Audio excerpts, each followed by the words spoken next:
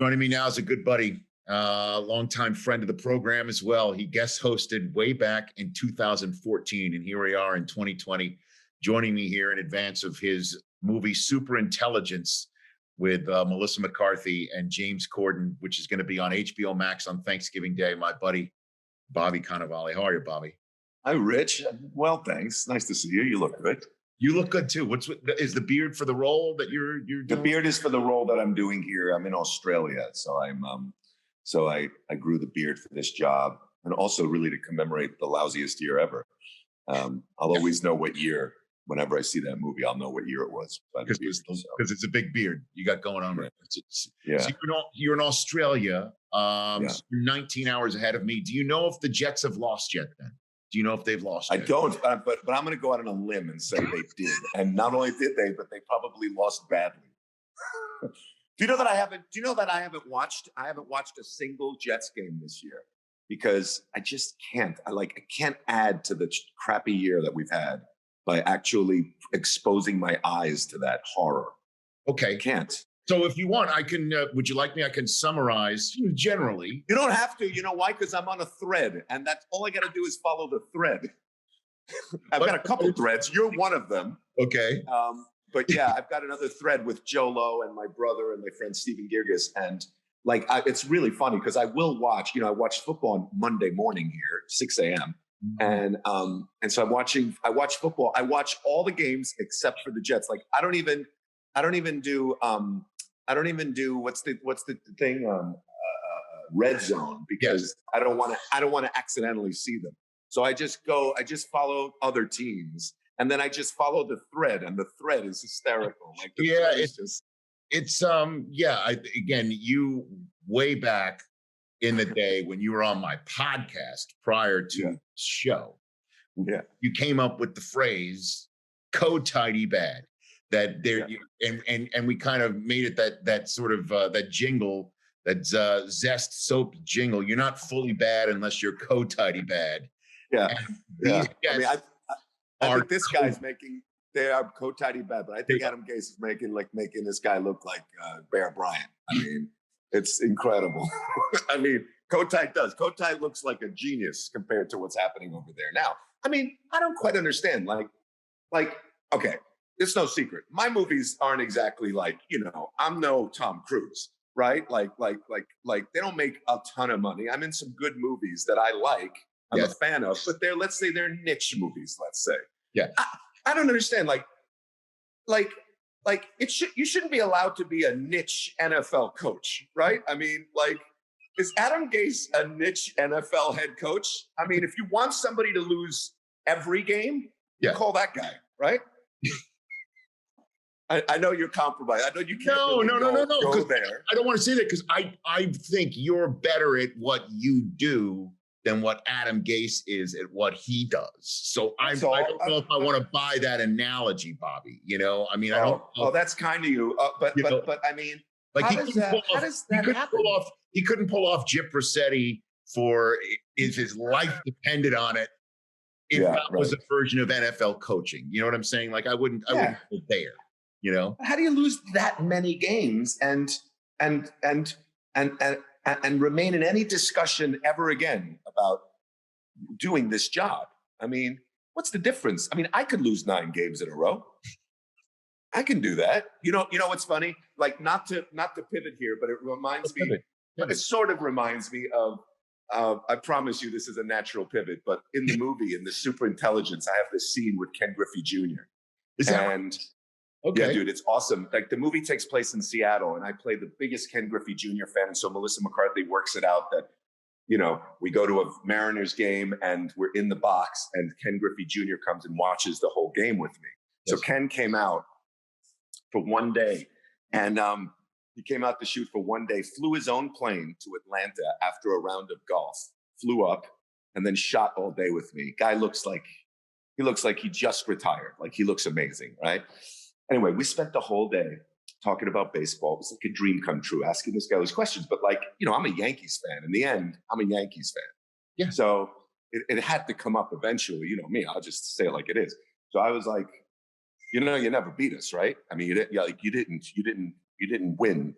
We we've got 27 championships. So I kept on saying it, and he would go, you know, my teams were pretty good. You know, you guys had a lot of breaks coming your way. I remember him saying that. And then I said, I kept saying, you know, we got 27 championships. We got 27 championships. And he finally, like, he kind of lost his temper with me. And he goes, you know, you don't have any championships, he says to me. You actually don't have any championships because you never played the game. And I said, oh, that's funny, because see, the way I look at it is I have the exact same number of championships as you do. And he did not like that.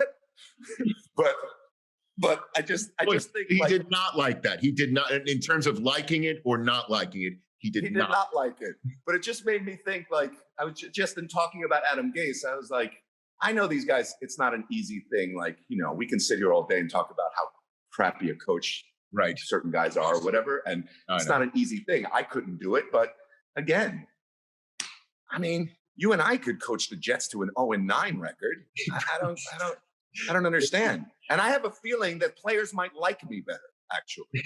They might actually have a better time because I got jokes. I got stories. I got Hollywood stories. You know, what does Adam Gase have? Got nothing, you know? He's got like stories about working with Peyton Manning when Peyton Manning already had 1 foot in the Hall of Fame. With Cutler. He can talk about Cutler, his days with Cutler in Chicago. Oh. Oof. Yeah. You know, the problem with the Jets is what always is the problem is it's like just when you think they can't get any worse, they get worse. And then it's hard to find somebody who wants that job. Like, who wants that job? Here's the thing, because I know, again, you're down in Australia. I'm here with Bobby Cannavale on the Rich Eisen Show. I know you're in Australia, so you might not be getting a lot of college football news. But Trevor Lawrence, despite getting COVID-19, looks as great as ever.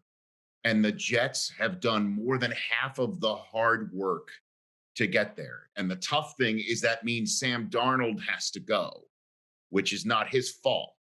And he does not need to be talked about like this. And all I've been doing on my show, Bobby, is talking about how this has to happen. The tanking for Trevor has to happen. They have to get this kid. Because but a couple of thoughts about this kid. Number one, isn't he pulling an Eli? Doesn't he not want to play for the Jets? He's not pulling Eli. When you basically say, here's your fur coat, stand next to Joe Namath, and we can make 15 commercials, right? Like, that's not happening if he pulls an Eli to go to Jacksonville. That's not happening. He will go to New York City, and he will be Broadway Trevor, and it will be phenomenal. And the way, when you say, who's going to coach this team, you basically say to every coach in the United States who wants to get in the NFL, who wants to be hooked up with Trevor Lawrence for the next 15 years in New York City, raise your hand, and they will come from everywhere. This is the way out for so many different ways.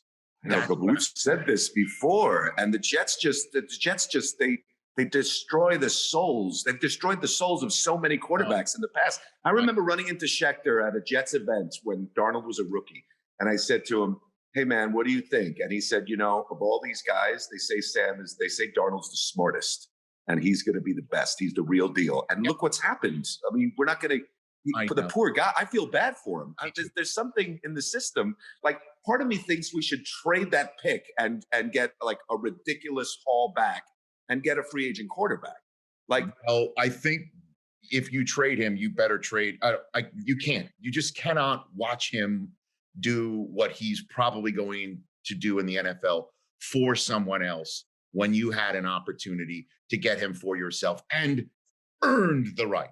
Seriously, again, while you're, you know, this is one of my favorite phrases from our area where we grew up. While you are gallivanting in Australia, avoiding the Jet Square on your international red zone, we're all living it. And they are earning the right to take Trevor Lawrence week in, week out. They came so close to beating Belichick on Monday Night Football, and then 13 points in a fourth quarter, they come back. Joe Flacco looks terrible. I mean, it's who's going to coach him, Rich? Who's going to coach? Good question. I don't know. I don't know the answer to that. I mean, if they're definitely going to keep that, if they're going to end up with the first pick, right? So, do you think that they're waiting to make sure that they lose all the games so that they can then get the right coach? Correct. They have to. Yeah. And they've held Darnold out the last couple of weeks, which is the right way to go. But they're not, in all honesty, they're not trying to tank. They really tried to win that Monday night game, and they're trying every week. They just don't have the firepower. And then one stupid coaching maneuver after another, and it's not just all Gase either. It hasn't been great, but the future is Trevor. It really is Trevor. And you think Clemson could beat the Jets? No. I think the Jets would beat Clemson. They'd destroy them. Yeah. Really? Oh, yeah. Yeah. The NFL team would destroy the best college team every day of the week and twice on Sunday. All right. I think so too normally, but again, they're Gacy. You know what I mean? They're Gacy. It's like being Gacy. They're Gacy. You got Cotidy and now it's Gacy. I mean, I like the scan of Cotidy because it's not a good scan, but that's what makes it a good scan. Like it's a kind of a loser scan. But Gacy's a little too obvious, but yeah. Oh gosh.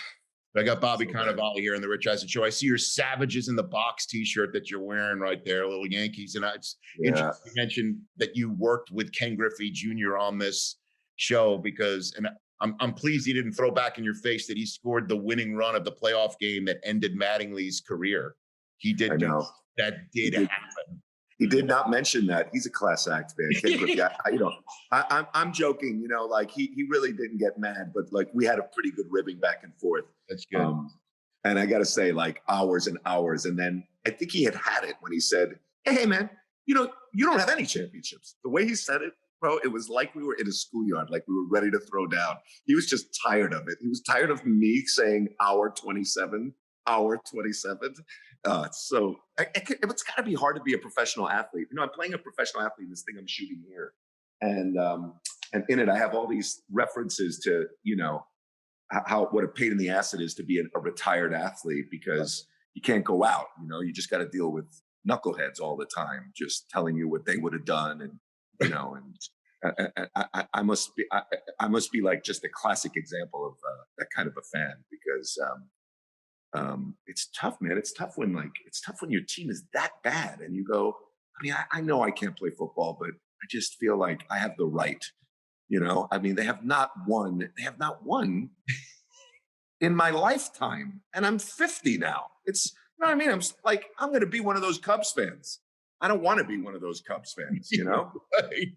I don't want to be my buddy, Tommy Ocean's, dad who didn't get to see his team win it all. Yeah.